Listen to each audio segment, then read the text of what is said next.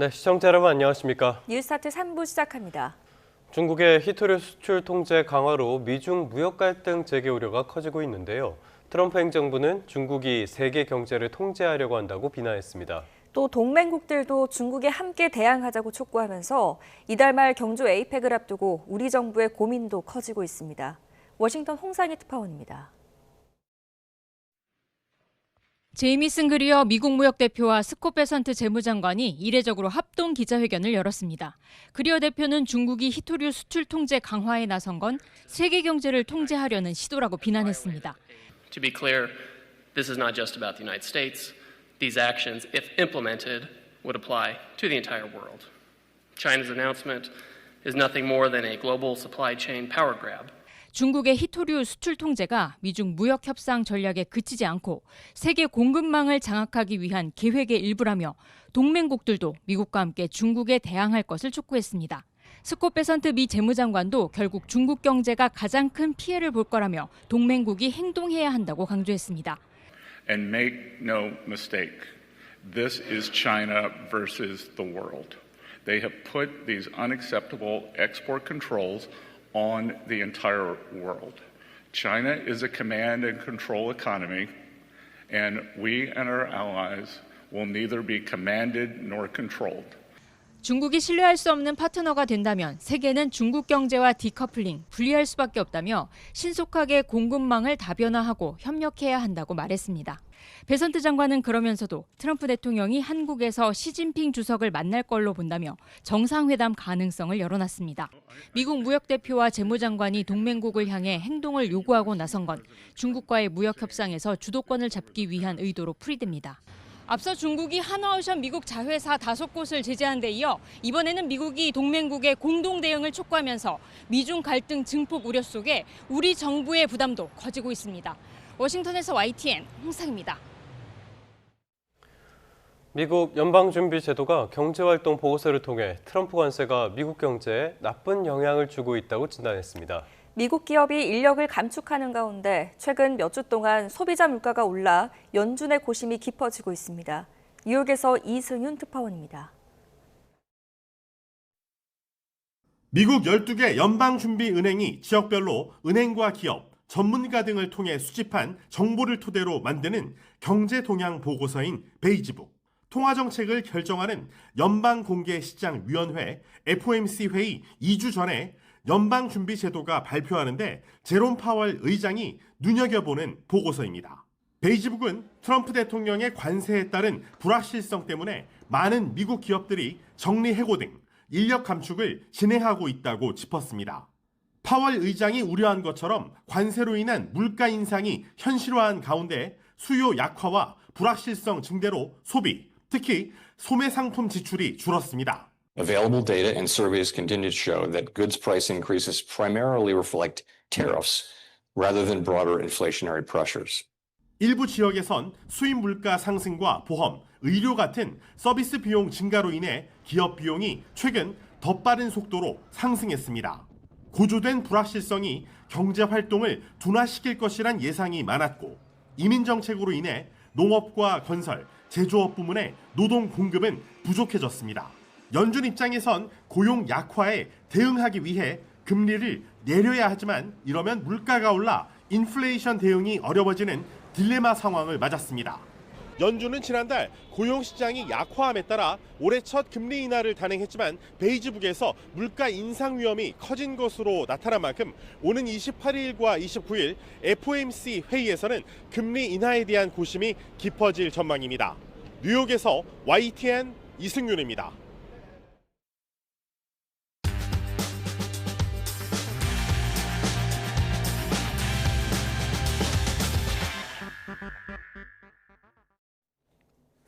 (10월 16일) 목요일 스타트 브리핑 시작합니다. 먼저 서울신문입니다.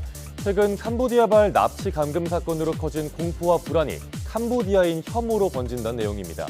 이미 각종 집단차별이 고개를 들고 있다고 하네요. 캄보디아인이 경기 안산시에서 운영하는 한 식당으로 가보겠습니다. 어제 사진인데 텅텅 비어 한산한 모습이죠. 경기 광주시에선 공연을 앞뒀던 캄보디아인 9명이 숙박업소에서 쫓겨나는 일이 있었습니다. 네, 택시를 탔는데 캄보디아에서 왔다고 하면 당장 내리라면서 승차 거부도 이어진다고 합니다. 여행과 봉사, 선교 활동을 위해서 캄보디아를 찾는 발걸음도 끊기는 추세입니다. 국내 체류 캄보디아인은 재작년 기준 약 6만 명, 적지 않은 숫자인 만큼 무차별적인 혐오가 번지기 시작하면 사회적 갈등이 생길 수 있습니다. 국내 외국인 중에 차별을 겪었던 이유 중 가장 많은 비중을 차지했던 게 출신 국가였습니다. 신문은 특정 국적이나 인종을 악마화하거나 비난해선 안 된다는 우려를 전하고 있습니다. 다음 경향신문입니다. 캄보디아 사건의 파장이 커지면서 비슷한 실제 사례를 다뤘던 영화와 드라마들이 재조명되고 있습니다. 이들 작품은 이미 취업 유인이나 해외 납치 등의 범죄를 다루면서 수차례 경고장을 보냈었습니다. 네, 왼쪽에 보시는 사진 영화 시민더키인데요. 작년에 개봉했습니다. 보이스피싱 범죄조직본부를 직접 추적한 실화를 바탕으로 했습니다. 고액 알바라는 말에 속아 중국으로 넘어갔지만 현지 조직에 납치 감금돼서 범죄에 동원되는 대학생도 나옵니다. 네, 오른쪽 위쪽 사진은 재작년에 방송된 드라마 모범택시2인데요. 해외 범죄 조직의 인신매매 실상을 다룬 실화 바탕 에피소드가 나옵니다. 동남아를 거점으로 사람을 유인 착취하는 구조를 사실적으로 묘사했다는 평가입니다. 또 4년 전 개봉한 영화 보이스도 보이스피싱 조직에 덫에 걸려서 모든 걸 잃게 된 피해자의 이야기입니다. 이렇게 여러 영화와 드라마가 수차례 경고했는데 현실에선 똑같은 일이 벌어졌습니다. 신문은 당국의 대응이 부실했음을 보여주는 거란 비판도 담았습니다. 이어서 중앙일보는 막장 사진에 욕설과 고성이 오가는 국정감사장을 꼬집었습니다. 강성 지지층에 매달릴 장면 연출에만 몰두하는 쇼츠 국감이란 지적이 나오는데요. 아수라장이었던 국감 장면들 하나씩 보겠습니다.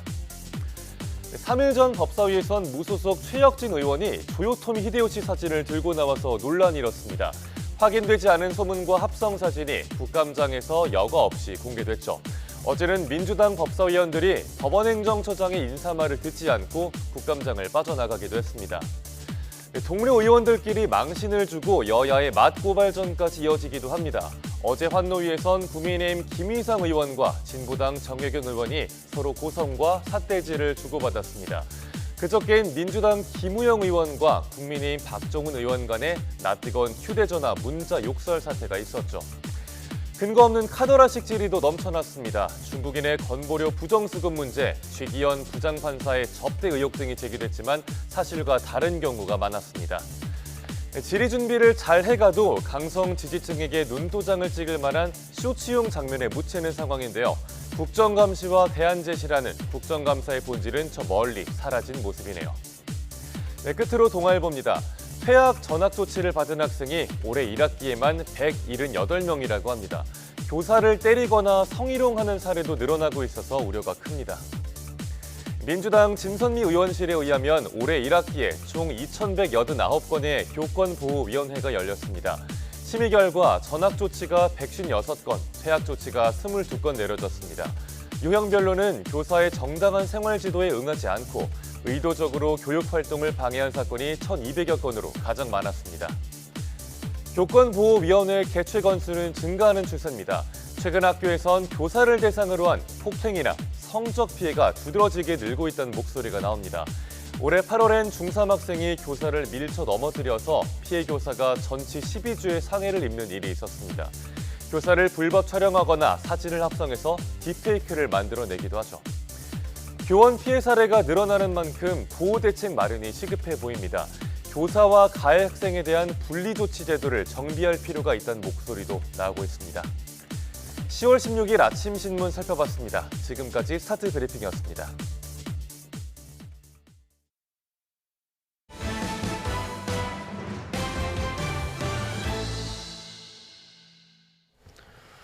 네, 다음 소식입니다. 1조 원대 재산 분할이 걸린 최태원 SK그룹 회장과 노소영 아트센터 나비관장의 이혼 소송 결론이 오늘 나옵니다. 대법원의 판단에 따라 경영권에도 영향이 불가피한데요. 쟁점을 정리했습니다. 한동호 기자입니다. 대기업 총수와 전 대통령 딸의 이혼 소송은 최태원 SK그룹 회장이 내연을 고백한 이후 지난 2017년 조정을 신청하면서 시작됐습니다. 쟁점은 크게 두 가지로 정리되는데 첫 번째는 최 회장이 가지고 있던 SK그룹 주식을 재산 분할 대상으로 볼 수 있는지 여부입니다. 최 회장 측은 SK 주식은 결혼하기 전에 부친에게 물려받은 만큼 재산 분할 대상에 포함되지 않는 특유 재산으로 봐야 한다고 주장합니다. 반면 노소영 아트센터 나비 관장 측은 내조와 대외 활동으로 가치 상승에 기여했다는 입장입니다. 1심 재판부는 최 회장 측 주장을 받아들여 665억 원을 주라고 판결했는데 2심에서 판단이 뒤집혔습니다. 항소심 재판부는 무려 1조 3,808억 원을 지급하라며 노 관장 손을 들어줬습니다.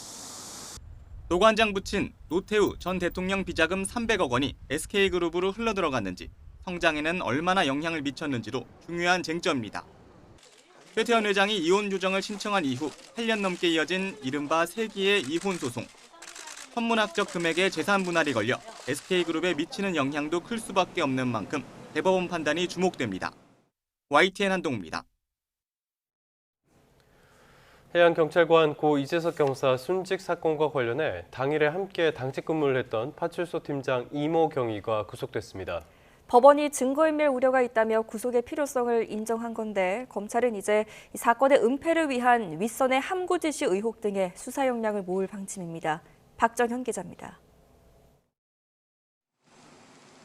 마스크를 쓴 남성이 법원문을 나섭니다.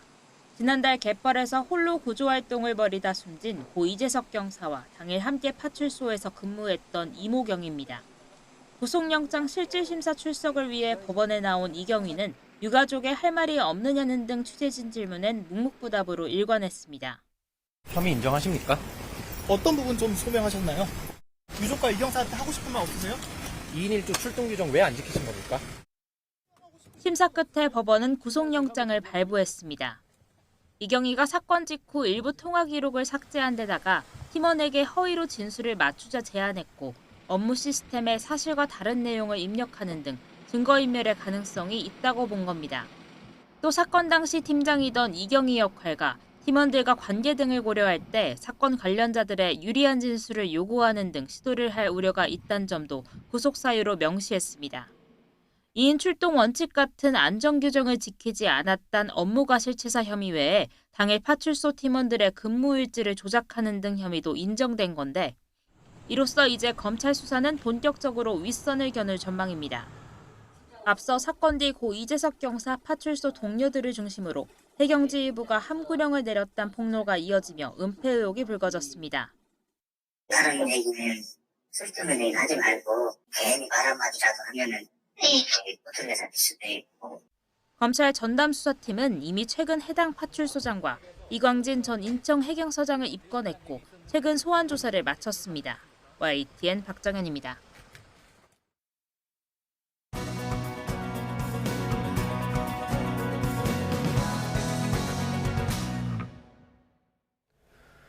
어제 이재명 정부 출범 뒤 세 번째 부동산 대책이 나왔습니다. 어느 정도 효과를 볼 것인가? 시장은 대체로 글쎄요 정도의 반응입니다. 또 한미 무역 협상의 후속 협상이 속도를 내고 있다는 소식도 있습니다. 다양한 경제 이슈 이정환 한양대학교 경제금융대학 교수와 함께하겠습니다. 어서 오십시오. 어서 오십시오. 자, 이 부분부터 한번 짚어보고 부동산 이슈 보도록 할게요. 한미 관세 협상 계속 난항을 겪고 있다, 끝이 보이지 않는다라고 이야기를 했었는데 한미 경제수장 쪽에서 협상 타결이 임박했다라는 이야기가 나오고 있어요. 뭐 분위기가 많이 바뀐 걸로 보십니까? 뭐 사실 어제 그런 발언들이 있기 전부터 어떤 조금의 힌트는 나오는 상황이었다는 말씀드릴 수 있을 것 같습니다. 그런 힌트가 어떤 거였냐면은 미국에서 좀 다른 조건을 제시했다. 그러니까 이제 그런 식의 물론 조건에 대해서 명확하게 이야기하진 못하지만 미국 3,500억 달러의 어떤 투자라든지 이런 것들에 대해서 조금 다른 조건을 제시했다는 이야기가 나오면서 뭔가 조금 협상이 진행되고 있구나라는 의견들이 좀 나오고 있었다라고 보시면 될 것 같고요. 아무래도 관건이 우리나라가 3,500억 달러를 한꺼번에 외화를 만들어서 직접 투자, 그러니까 주식 지분형 투자라든지 돈을 모아서 주는 것은 어려운 이런 상황이다 보니까 이것을 어떻게 분할한다든지 혹은 이것에 대한 안전망을 준다든지 아니면 쪼개서 낼 때 다른 것을 해준다든지 여러 가지 이제 조건들이 따라 붙어야 될 상황이었다라는 이런 말씀을 드릴 수 있겠습니다. 그런 부분에서 아마 협조가 조금 이루어지지 않았냐라고 생각을 하고 있고요. 우리나라 입장에서는 최대한 원화를 통해서 이런 3,500억 달러의 어떤 금융 지원 같은 것들, 사실 미국에 대해서 금융 지원이라는 게 좀 이상하긴 하지만 금융 투자 같은 것들에 대해서 대책을 만드는 것에 대해서 굉장히 고민했다. 그래서 이제 산업부라든지 뭐 기재부에서 굉장히 노력을 한 이런 상황이었다는 말씀 드릴 수 있을 것 같습니다. 네. 협상 타결이 가시권에 들어왔나 싶으면서도 또 불안한 게 지금 트럼프 대통령이 한국이 대미 투자금 3,500억 달러 선불로 지급할 것이다 이렇게 또 주장하고 있거든요. 우리나라 지금 김정관, 김용범 이 두 장관이 방미 예정인데 접점 찾을 수 있을까요? 비교적 산업부는 비교적 지금 이야기가 되고 있다라는 이야기들이 조금씩 흘러나오고 있고요. 근데 이제 아무래도 트럼프 대통령은 뭐 흔히 말하는 배드캅 굿캅이라고 해서 이런 어떠한 전반적인 협상의 속도를 조절해야 되고 협상이 결국 도장 찍을 때까지는 쓰여진 것이 아니기 때문에 계속 의견이 왔다 갔다 해야 되거든요. 계속 의견이 왔다 갔다 해야 된다는 이야기는 어떤 거냐면 이 투자를 할 때 결국은 누군가는 안 좋은 이야기를 해야 흔히 말해서 미국의 좋은 쪽으로 갈 수밖에 없다. 그러니까 이제 3,500억 달러가 지금 내용상 나오는 거는 약간 한꺼번에 지급하기는 어렵다라는 컨센서스는 일부 형성된 것 같고 말도 안 되는 얘기니까요. 이게 형성된 것 같고 그러면 이거 어떻게 할 것이냐. 그럼에도 불구하고 트럼프 대통령이 원칙을 이렇게 설명을 해주면서 미국 쪽에 좀 유리한 조건. 결국은 미국 입장에서는 3,500억 달러를 한꺼번에 받는 대신에 뭐 일본과 같은 방식을 안 따르니까 다른 대안을 낼 때 미국 쪽의 우호적인 것을 방향으로 이끌 수밖에 없는 이런 상황들이다라는 말씀 드릴 수 있을 것 같습니다. 그러니까 행정부 내에서 소통이 안 돼서 횡설수설하는 게 아니라 협상의 전략 가운데 하나다 이렇게 봐야 되는 겁니까?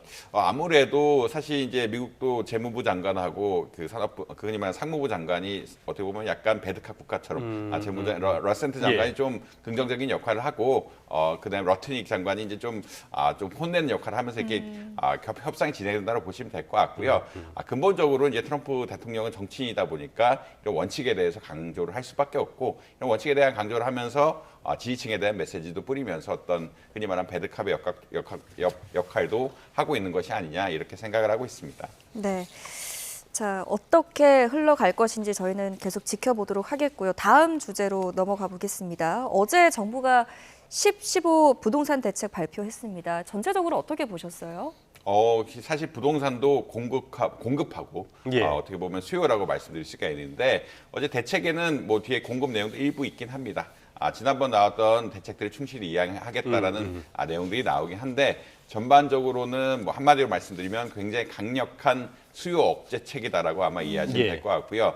사실 부동산을 살 때 어떻게 보자라면 금융 같은 것들이 굉장히 중요하고 금융에 대해서 얼마나 내가 빚을 낼 수 있느냐 이런 것들이 중요하고 더군다나 이 금융을 낼 때 지금 어제 중요한 내용 중 하나는 허가를 받아야 된다는 이야기거든요. 그러니까 이제 사실은 돈도 빌려야 되고 허가도 받아야 되는 이런 상황들 그리고 내가 집을 한 채 갖고 있는데 추가로 살 수 있느냐 없느냐 이런 것들에 대해서 굉장히 큰 제약을 걸었다라고 보시면 될 것 같고요.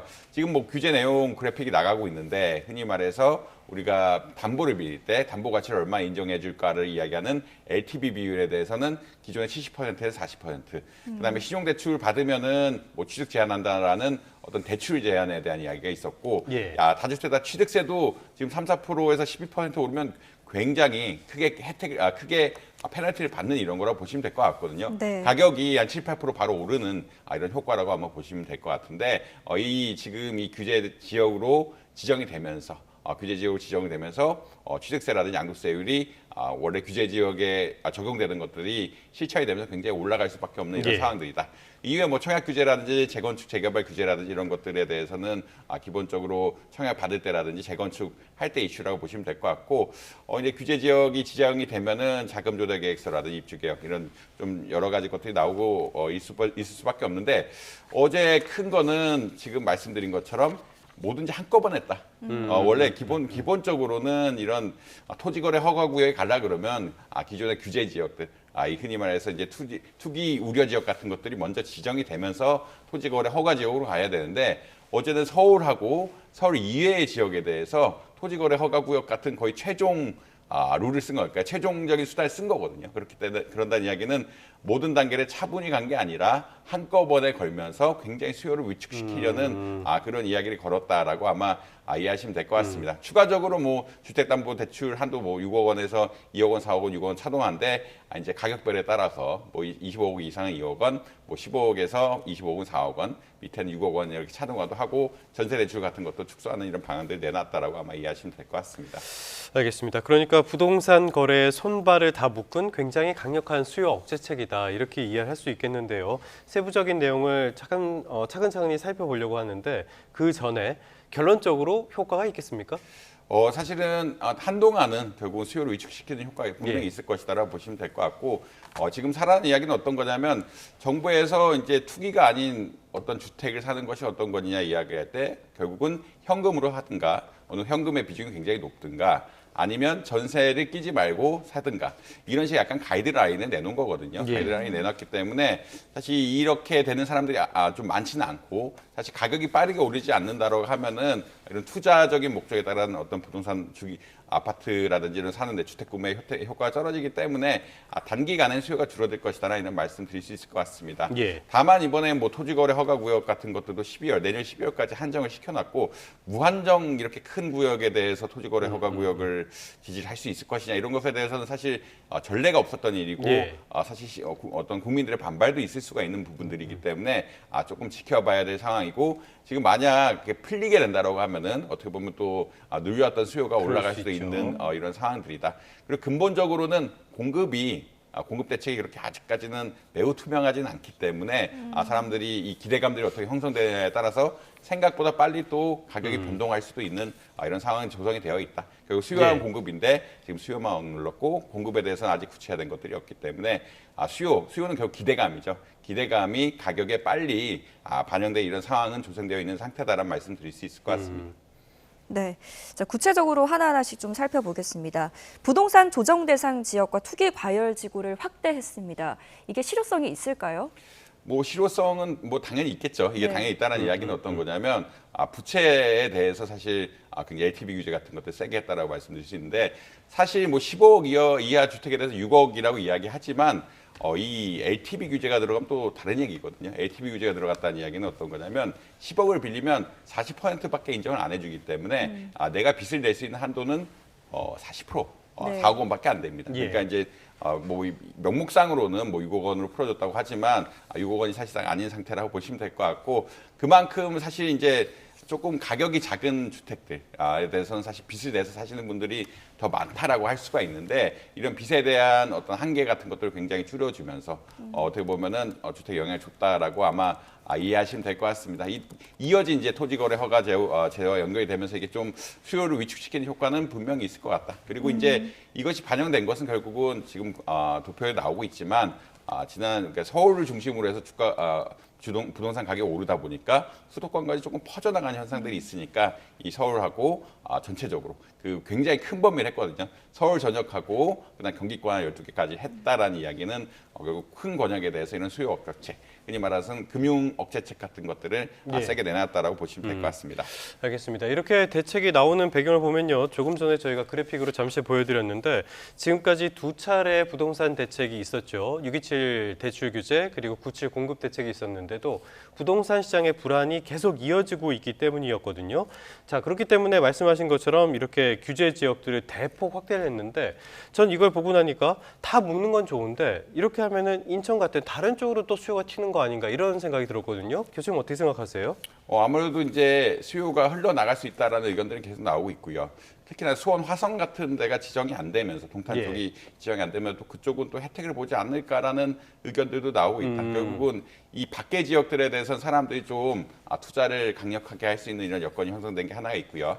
두 번째 지적할 점은 이제 지금 아주 파란색으로 나오고 있는데 용산, 서초, 강남, 송파는 이미 이런 동일한 규제를 받고 있었기 때문에 오히려 사람들이 투자를 할 때 같은 돈이라면은 뭐 다른 데 가서 어렵게 투자하느니 이쪽에 흔히 말하는 중심권에 쏠릴 수 있는 두 가지 현상이 같이 나타날 수 있다라고 아마 이해를 하시면 될 것 같습니다. 그래서 현금으로 사는 건 막지 않겠다라고 굉장히 강력하게 이야기를 하고 있고 저번에 토지거래 허가구역을 풀었을 때 현금을 가지신 분들이 꽤 많았다는 것이 또 증명이 되고 있거든요. 이런 큰 부자들은 어떻게 보자라면 이쪽 용산, 서초, 강남, 송파 기존에 있는 지역으로 갈 가능성이 높고 그 다음에 이제 진짜 실수요자들은 아까 말씀드린 것처럼 지금 지정이 되지 않는 지역으로 가서 적정한 가격 수준의 아파트를 골라서 살 가능성이 좀 높아지고 있다. 예. 이쪽 시장은 좀 좋아질 가능성이 분명히 있다는 말씀 드릴 수 있을 것 같습니다. 네, 양극화 현상이 심화할 것이다 이런 우려도 나오고 있는데 고가 주택은 현금이 없으면 못 산다라는 말인 거잖아요. 대출 규제를 이렇게 조이다 보면 결국 현금 여력이 있는 자산가 중심의 똘똘한 한 채 현상이 더 심화될 것이다 이런 지적이 나오는데 어떻게 생각하십니까? 아무래도 그런 현상은 좀 강화될 수밖에 없다라고 볼 수 있겠고요. 지금 토지거래 허가구역이라든지 이런 여러 가지 규제구역에 기존부터 묶여 있었던 지역들에 대한 예. 수요가 늘어날 것이라는 기대감이 나오는 것이 아무래도 이제 현금을 가지신 분들이 또 있다. 그리고 사실 이제 주가가 상승하게 되면은 또 개인의 자산도 늘어나게 되고 개인의 자산이 늘어난다는 이야기는 일부 또 부동산으로 자금이 흘러갈 가능성도 있다라는 이런 말씀도 드릴 수 있거든요. 그리고 이 투자 자금들이 그러니까 주식도 하지만 부동산도 해야 되고 이거 왔다 갔다 하는 것들이기 때문에 이쪽에서 많이 버신 분들이 또 이런 흔히 말해서 미래에 부동산 가격 상승에 대한 기대감이 높은 지역으로 또 흘러갈 수 있고 그것들이 이제 현금을 샀을 때 가장 또 메리트가 있는 용산 아까 용산, 강남, 서초 그다음에 이제 송파까지 이어질 수 있는 이런 메커니즘이 있다라고 아마 이해하시면 될 것 같습니다. 그리고 시장의 유동성 굉장히 많이 펼쳐져 있고요. 또 주식을 통해서 돈을 번 분도 굉장히 많고 그렇게 된다는 이야기는 이 유동성들이 또 부동산으로 갈 흐름들이 있는데 이 흐름들이 결국은 어디로 갈 것이냐 현금만 있다라고 하면 현금에 사는 것에 대해서는 방해하지 않겠다는 이야기를 계속 하고 있기 때문에 강남 쪽으로 몰려갈 수 있는 흔히 말하는 기존에 과열됐던 지역으로 몰려갈 수 있는 그런 시나리오도 사람들이 생각을 하고 있다는 말씀 드릴 수 있을 것 같습니다. 또 하나 살펴봐야 될 게요. 이렇게 규제를 조이고 주담대 안에서 스트레스 DSR 금리도 상향 조정하고 이런 규제가 늘어나면은 이거 전세값 끌어올리는 거 아닙니까? 사실 이제 전세값을 끌어올리기도 하지만 전월세 전환 같은 것들을 좀 높일 거라는 의견들도 많습니다. 결국은 지금 집 사는데 좀 어려워지게 된다라는 이야기는 집값보다는 전세값이 좀 올라갈 수 있다는 이야기인데 지금 흔히 말해서 한 가구가 있으면 이 지역 내 대출 같은 것들도 DSR 규제를 받는다라고 이야기하고 있거든요. 그러니까 전세 대출이 기본적으로 DSR 규제를 받지는 않는데 이런 DSR 규제 같은 것을 받으면서 어떻게 보면 대출 여력이 좀 줄어든다는 말씀이 드릴 수 있을 것 같고 대출 여력이 줄어든다는 이야기는 특히나 기존에 살던 사람들은 새로 월세가 전월세 저당 같은 걸 통해서 집을 계속 유지해야 되는 이런 상황들이다라고 아마 말씀드릴 수 있을 것 같습니다. 지금 그래픽에 나가는 전세 대출 DSR 규제 적용이란 거는 아무래도 그 1주택자의 어떤 이야기라고 보시면 될 것 같고 예전에는 사실 전세 대출에 대해서 이런 걸 잘 반영하지 않긴 했는데 전세 대출 했을 때 이런 것들에 대해서 규제가 적용이 되면서 대출 한도가 줄어든다. 대출 한도가 줄어든다는 얘기는 전체 가격은 안 오를 수 있지만 이분들이 결국은 전월세 전환 같은 것들, 전세를 반드시 살아야 되는 분들, 또 임차를 해야 되는 분들은 전월세 전환 같은 것들을 하면서 흔히 말하는 전세의 월세화를 촉진할 수 있는 이런 상황이다라고 아마 이해하시면 될 것 같습니다. 네, 아까 짚어주신 것처럼 이번 대책은 초강력 부동산 대책입니다. 풍선 효과 막으려고 하다 보니까 경기 지역까지 포괄적으로 묶였는데 실수요자들 반응도 굉장히 반발이 거셀 것 같은데요. 아무래도 이제 두 가지 측면이 있고요. 지금 토지거래 허가 구역이 된다는 이야기는 어떤 거냐면 가장 큰 아까 시사점을 말씀 잘 안 드렸는데 토지거래 허가 구역이 된다는 얘기는 우리가 이제 집을 들어갈 때 허가를 받아야 된다는 이야기고 실수요자가 아니면 못 들어간다. 그러니까 전세를 끼고 집을 사는 일은 불가능하다라는 그런 이야기를 또 드릴 수 있을 것 같습니다. 그런 이야기는 어떤 거냐면 결국 진짜 사는 사람들이 아니면 좀 집을 사는 것들이 어렵다라는 이야기가 되게 돼 있고 이런 분들이 조금 어떻게 보자라면 집 거래 자체가 줄어들면서 실수요자들의 피해가 우려될 수밖에 없는 이런 상황들이다. 이게 결국 어떤 이야기냐면 기존에 팔려고 했던 사람들도 지금 이런 대책들이 나오게 되면 공급 좀 줄일 수밖에 없고 실수요자들은 살 수는 있음에도 불구하고 토지거래 허가 어떤 제도에 벗어나 있게 살 수 있음에도 불구하고 공급량 자체가 줄면서 좀 타격을 입는 이런 상황이다라고 보시면 될 것 같고요. 두 번째 좀 아쉬워하는 분들은 아무래도 지금 이제 사실 강남에서 오르고 분당에서 오르고 집값들이 오르고 있는 분들인데 이제 어떻게 보자면 노도강 지역이라든지 지금 집값이 올라가려고 하는 지역들에 대해서 오르지도 않았는데 약간 강력한 규제를 받았다라는 이런 효과들도 분명히 있기 때문에 여러 개 뭐 불만을 가지신 분들이 있고 또 이게 그 집값이란 것이 그냥 집값이 아니라 개인의 자산의 큰 부분을 차지하고 있기 때문에 그분들의 원망 역시 조금은 있는 것 같다는 말씀을 드릴 수 있을 것 같습니다. 자칫 이런 대책들이 실수요자들만 골탕을 먹게 되는 일 없어야 할 것 같습니다. 이런 것들은 정밀하게 조정을 좀 해나가야 될 것 같은데요. 자, 지금까지 말씀해 주신 것들 여기에 더해 더해서 정부에서는 부동산 세제 개편까지도 검토할 수 있다라는 어떤 으름장 같은 것도 어째 놨단 말이에요. 자, 지금 이재명 정부가 탄생을 하고 넉 달이 됐는데 부동산 대책이 3차례가 나왔습니다. 이거 너무 잦은 거 아닙니까? 사실 그만큼 이제 부동산이 예. 중요할 수밖에 없다는 이야기를 보시면 될 것 같고요. 집값이 올라가게 되면은 어떤 뭐 정치적인 이슈, 국민 정서 같은 것들이 좋아지지가 않기 때문에 이런 이야기들이 많이 나오고 있다. 그리고 근본적으로는 공급이 충분하면은 이런 시장의 메커니즘이 잘 작용을 해서 예. 집값이 많이 오를 거다는 기대감이 형성이 되지 않는데 지금 공급이 아무래도 위축이 돼 있다. 한 26년 가면 올해보다 아파트 공급이 반으로 줄어들까, 서울 지역에는 반으로 줄어들 거라는 이야기도 계속 나오고 있거든요. 그만큼 사람들이 이제 공급이 줄어들 걸 알고 있기 때문에 집값 같은 것들이 움직임이 좀 심하고 그런 것을 막기 위해서 여러 가지 대책들. 그러니까 6월 달에도 내고 9월 달에도 내고 이제 10월 달에도 한 번 또 냈는데 이런 여러 가지 대책들을 통해서 부동산 가격을 안정시키려는 노력을 하고 있다. 이런 말씀 드릴 수 있을 것 같습니다. 네, 알겠습니다. 오늘 여기까지 듣겠습니다. 지금까지 이정환 교수와 함께했습니다. 잘 들었습니다. 고맙습니다.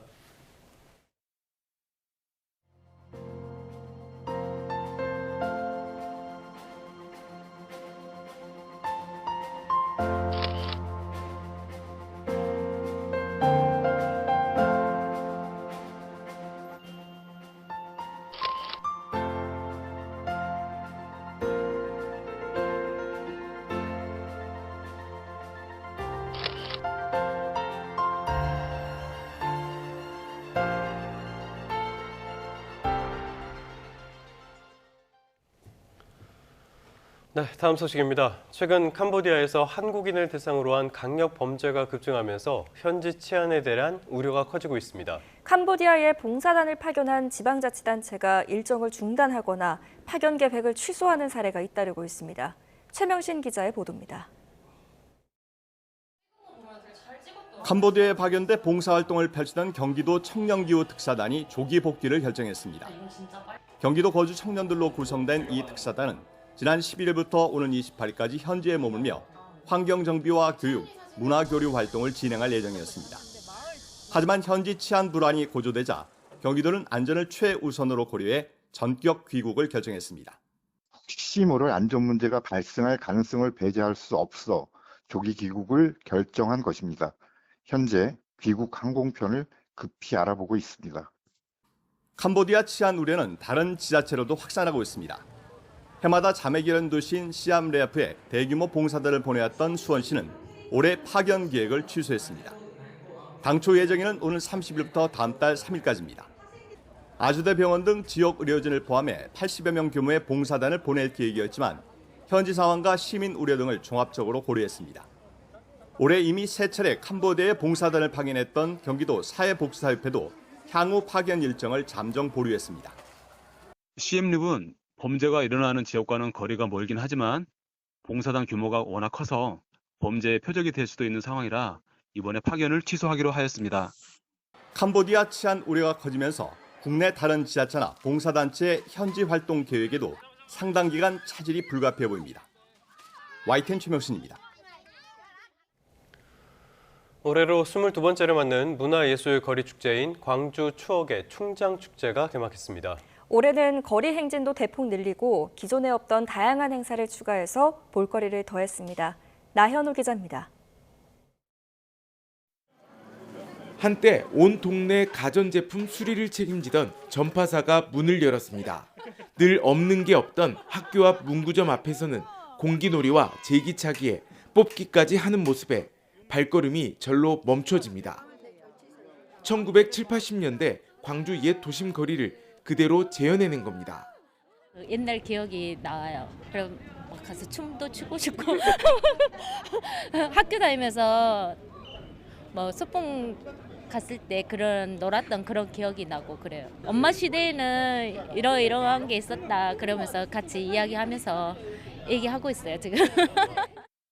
옛 도심 일대에서 가을마다 열리는 광주 대표 거리 축제, 추억의 충장축제가 막이 올랐습니다. 온 거리마다 사람으로 가득 차 한창 번창하던 시기 모습으로 되돌아갔습니다. 올해 주제는 추억의 동화로 어릴 적 모험과 상상이 가득했던 참가자들의 기억을 되살려냅니다. 동화라는 것 자체가 추억이잖아요. 우리가 살아온 어린 시절의 이야기 이런 것들이 다 추억이기 때문에 우리가 그 어린 시절의 추억을 되돌아보자. 이것이 이제 추억의 동화로 정한 이유죠. 그동안 인기가 높던 거리 행진 행사도 대폭 확대하고 5.18의 연대와 나눔의 상징인 주먹밥 만드는 대회도 마련됐습니다. 국립아시아문화전당이 바로 옆인 만큼 아시아 여러 나라 음식과 생활을 체험하는 마당도 들어섰습니다. 광주의 금남로는 상징적인 거리입니다. 거리 축제, 특히 이제 밤에 열리는 충장 축제를 통해서 광주의 즐거움, 광주의 맛, 광주의 멋을 느끼는 그런 축제가 되었으면 좋겠습니다.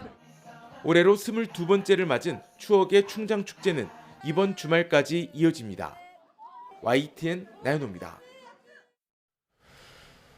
MBC가 사내 괴롭힘을 호소하면서 숨진 고 오요한나 기상캐스터 유족의 사망 1년 만에 공식 사과했습니다. 고인의 유족은 다시는 이런 일이 있어서는 안 된다며 눈물을 쏟았습니다. 김승환 기자입니다. MBC 안영준 사장이 고 오요한나 기상캐스터 어머니의 뭔가를 전달합니다. 고인의 어머니가 참아왔던 눈물을 흘리며 가슴에 품은 건 고인의 얼굴이 들어간 명예사원증입니다. MBC가 고 오요한나 기상캐스터가 사망한 지 1년 만에 고개를 숙였습니다. 헤아리기 힘든 슬픔 속에서 오랜 시간을 견뎌오신 고인의 어머님 그리고 유족께 진심으로 위로와 사과의 말씀을 드립니다. 고인의 어머니는 제2의 오요한나가 나와선 안 된다고 말했습니다. 우리 딸이 억울한 죽음의 이후 투쟁을 거치면서 얻어낸 결과는 또다시 알맹이가 없는 선언으로 그쳐서는 안 된다고 생각합니다. 앞서 고용노동부는 특별근로감독 결과 괴롭힘 행위가 있었다고 결론지었지만 고인이 계약직이라 직장 내 괴롭힘 규정을 적용할 수 없다고 판단했습니다.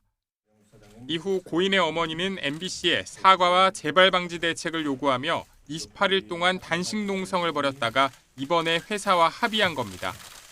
합의 내용에는 계약직인 기상캐스터를 폐지한 뒤 정규직을 신설하고 사내에 고인의 추모 공간을 마련하는 내용 등이 담겼습니다. MBC 뉴스에서 그 날씨와 관련된 보도는 기상기후 전문가가 맡아서 지금의 형태로는 하지 않을 예정입니다. 대국민 기자회견 자리에서 재발방지 대책 그리고 제도 개선 그 방안을 마련해서 발표한다라고 했는데 사실 그에 대한 내용은 너무 조금 구체적이지 않은 것 같다는. 현재 유족은 고인이 괴롭힘 가해자로 지목한 기상캐스터를 상대로 민사소송을 진행 중입니다. YTN 김승환입니다. 자연에 순응하는 삶을 살겠다며 장기기증 희망 등록을 신청했던 60대 춤꾼 겸 연극인이 뇌사 상태에서 장기를 기증해 5명을 살리고 세상을 떠났습니다. 한국장기조직기증원은 지난 8월 60살 박현덕 씨가 부산 동아대병원에서 심장과 폐, 간, 양측 신장과 인체 조직을 기증했다고 밝혔습니다. 박 씨는 8월 1일 경북 경주시 수영장에서 강습 도중 뇌출혈로 의식을 잃고 쓰러져 응급수술을 받았지만 끝내 회복하지 못하고 뇌사 판정을 받았습니다. 박 씨는 지난 2002년 기증원을 통해 장기기증 희망 등록을 신청했고 가족들은 고인의 바람대로 기증에 동의했습니다. 네, 끝으로 출근길 날씨 살펴보겠습니다. YTN 야외 스튜디오 연결합니다. 정수현 캐스터. 네, 정수현입니다. 지금 비가 내리는 곳이 있습니까? 네, 현재 제주도와 남해안을 중심으로는 다소 강한 비가 내리고 있습니다. 일부 전남에 내려져 있던 호우특보는 모두 해제됐지만 현재 남부를 중심으로는 시간당 15mm 안팎의 세찬 비가 내리는 곳이 있습니다. 아침까지 남해안과 제주를 중심으로는 강한 비가 쏟아질 수 있어서 이 지역에 계신 분들은 출근길 교통안전에 유의하셔야겠습니다. 네, 그런데 낮 동안에는 비가 그친다고요? 네, 한편 서울 등 내륙은 대부분 비가 그친 가운데 그 밖의 지역도 비가 낮이면 잦아들겠습니다. 비가 그친 뒤에는 대부분 지역에서 예년 기온을 웃돌면서 낮 동안 온화한 가을 날씨가 이어지겠습니다.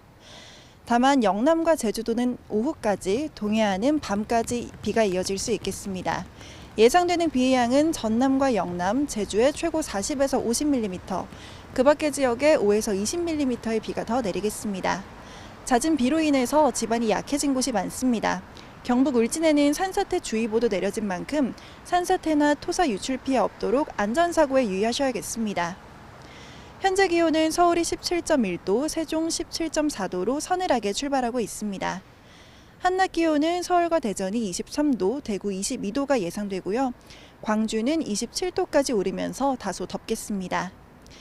비는 주말까지 오락가락 이어지겠습니다. 일요일부터는 맑은 하늘을 회복하겠지만 이후에는 찬바람이 불면서 급격히 쌀쌀해지겠습니다. 갑작스러운 기온 변화에 건강관리 잘 하셔야겠습니다. 오늘 오후부터 내일 오전까지 남해 먼바다와 제주 해상 또 동해 먼바다에는 바람이 강하게 불겠습니다. 항해나 조업하는 선박은 안전에 유의하시기 바랍니다. 지금까지 YTN 정수현입니다. 네, 10월 16일 YTN 뉴스타트 모두 마무리하겠습니다. 오늘 아침도 저희와 함께해 주셔서 고맙습니다.